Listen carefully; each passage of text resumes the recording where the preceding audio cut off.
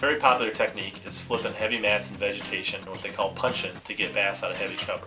So I'm going to show you a tip that's going to help you catch more fish and land more bass when flipping heavy cover. Oftentimes you're using a really heavy weight, a big tungsten sinker and a hook and your favorite creature bait to punch it through the mat, to punch it through the mat. Well, here's one thing that you can do. There's a special knot that you can tie that'll help you get extra penetration when setting the hook. So here's the rig with the special knot, your heavy tungsten sinker. When you apply pressure when setting the hook, it always makes the hook to push out to the side, which can help you get better hookup and catch the fish's mouth. Same rig with a Palomar knot. As you see, when you apply the pressure, the hook doesn't even move. It stays straight up and down in the same line. It doesn't even move. It doesn't really help you or hinder you get a better hook set. So if the fish has got it sideways, you got an increased chance that you'll miss part of the fish's mouth when it opens up to go past the sinker. With the Snell knot, when applied on a straight shank hook like this, when you set the hook and apply wherever the fish, it pushes the hook out and changes the angle of penetration of the fish's mouth. And that's what the key success of the hookup is. So when the fish grabs it, no matter how he grabs it, when you set the hook, he sees that fish's mouth with the hook. It ensures you a better hookup. Let's talk about what you need to set this rig up so you can get punching mats and catching more bass. First thing you'll need is a heavy braided line, somewhere between 50, 65, maybe even 80-pound braid.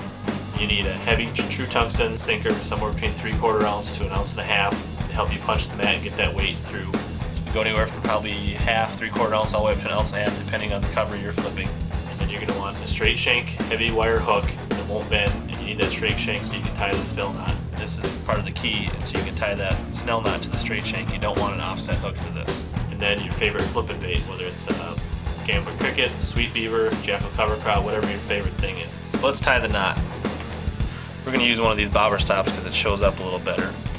So you slip that through the loop, pull the bobber stop over your line, get that up your line, grab your tungsten weight, thread that through, push that up your line. Then you get your hook. You want to come in from the top side of the hook,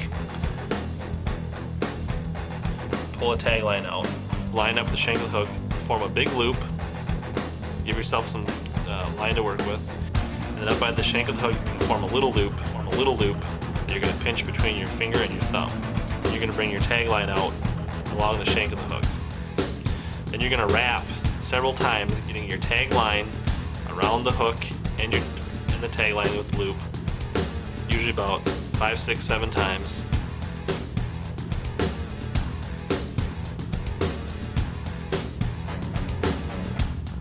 Kind of bunch up your loops so they're up close to the eye,